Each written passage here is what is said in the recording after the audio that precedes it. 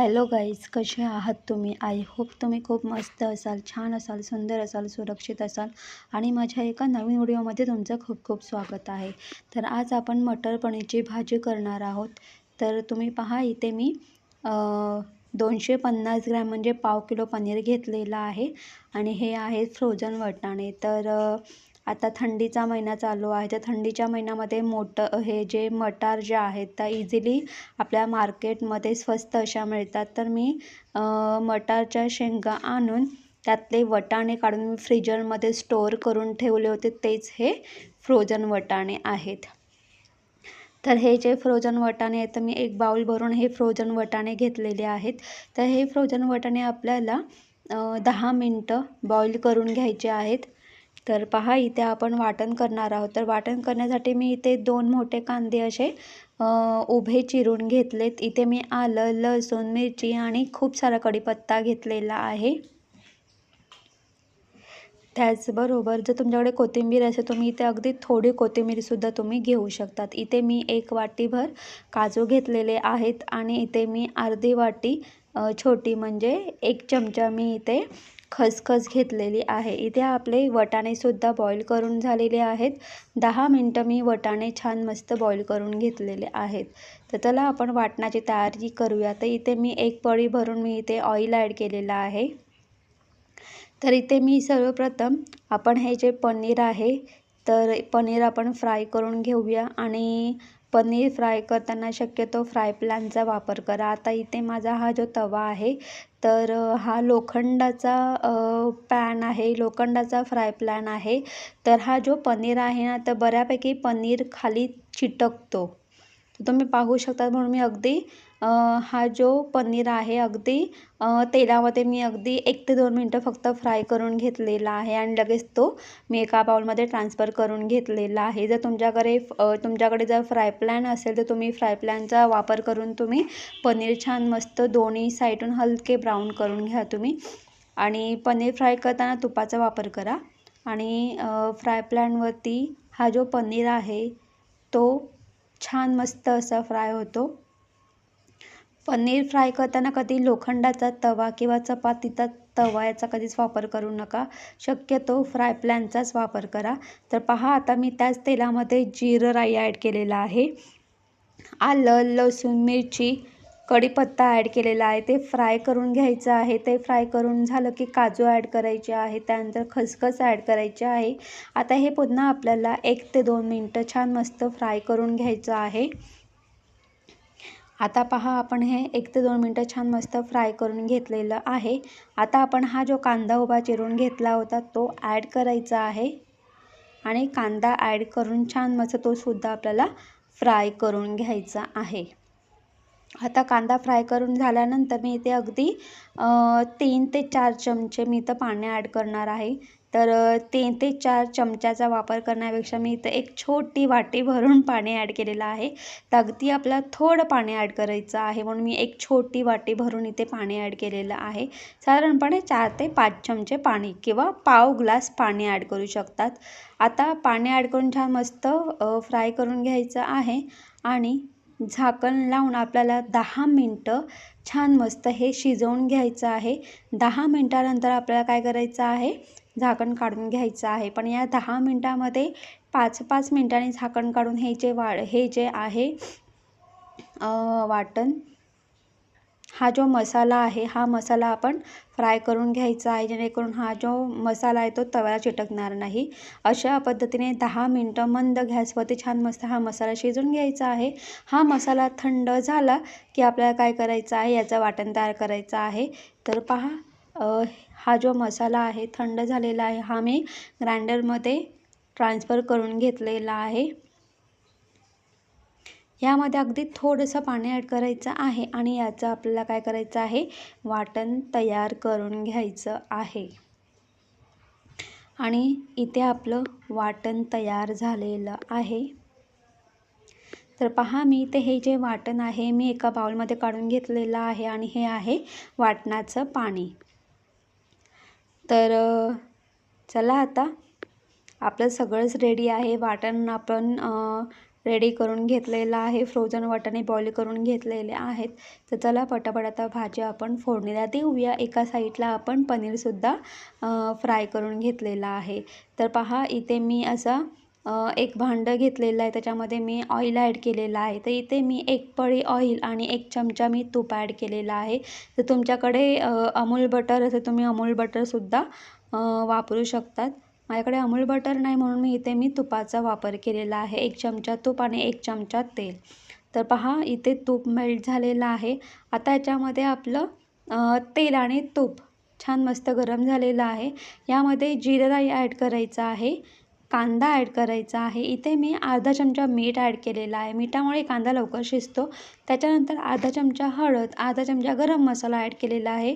आता हे सगळं छान मस्त आपल्याला 1 ते 2 मिनटं छान मस्त फ्राय करून घ्यायचं आहे. फ्राय करून झाल्यानंतर इथे मी एक टोमॅटो बारीक चिरून घेतलेला आहे, तो ॲड करूया.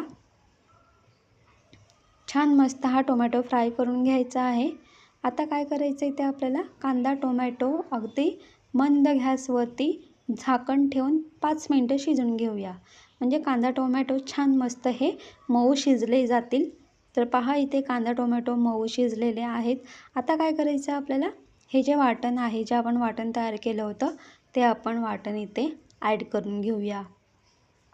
आता वाटण ॲड केल्यानंतर इथे मी 1 चमचा लाल तिखट, 1 चमचा काश्मीरी मिरची पावडर ॲड केलेली आहे.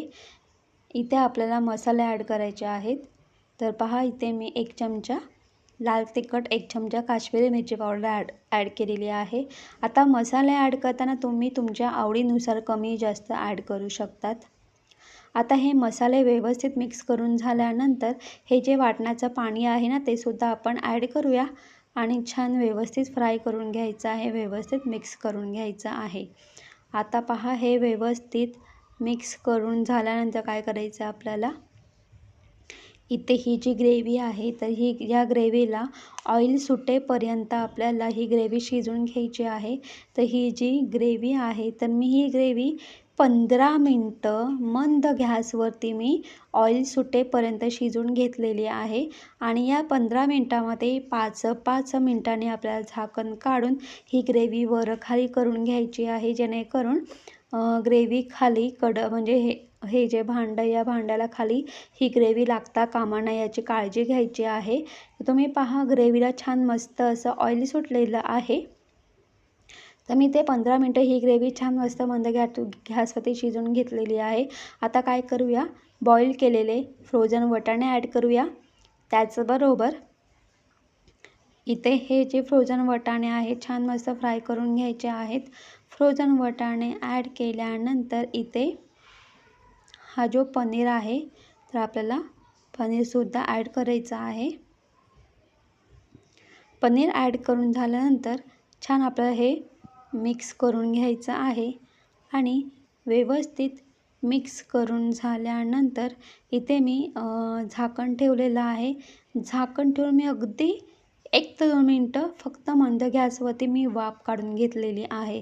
आणि जर तुम्हाला इथे रस्सा हवा असेल, आता मी इथे अगदी ग्रेव्ही टाईप भाजी केलेली आहे. मला सुकी भाजी हवी म्हणून इथे मी ग्रेव्ही टाईप भाजी केलेली आहे. तर 1-2 मिनटं झालेली आहेत, मी गॅस बंद केलेला आहे.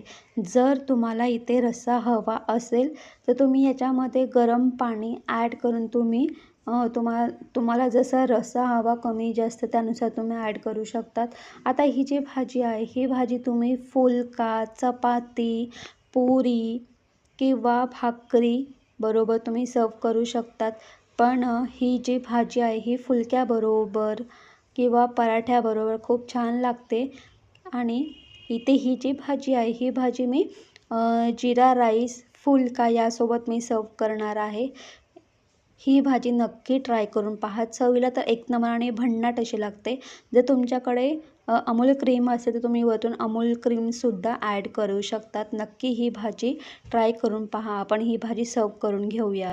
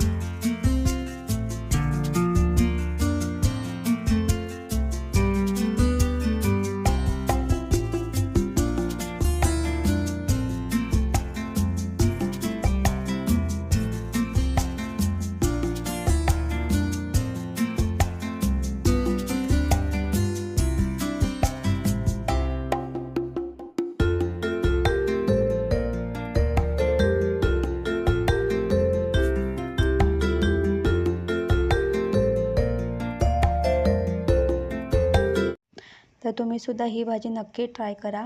ही भाजी ना चवीला एक नंबर आणि भन्नाट अशी लागते. बोटं चाटून पुसून खाल एवढं नक्कीच सांगेल तुम्हाला मी. तर गाईज, तुम्हाला माझा व्हिडिओ कसा वाटला ते कमेंट्स करून सांगा. जर तुम्हाला माझा व्हिडिओ आवडला असेल तर माझ्या व्हिडिओ लाईक शेअर करा आणि माझ्या चॅनलवरती नवीन असाल तर माझ्या चॅनल सबस्क्राईब करायला अजिबात विसरू नका. तोपर्यंत बाय बाय, टेक केअर आणि पुन्हा एकदा आपण एका नवीन अशा व्हिडिओमध्ये एक नवीन अशी रेसिपी घेऊन भेटूया. तोपर्यंत बाय बाय, टेक केअर. तुम्ही तुमची काळजी घ्या आणि तुम्हीसुद्धा अशा पद्धतीने ही भाजी नक्कीच ट्राय करून पहा.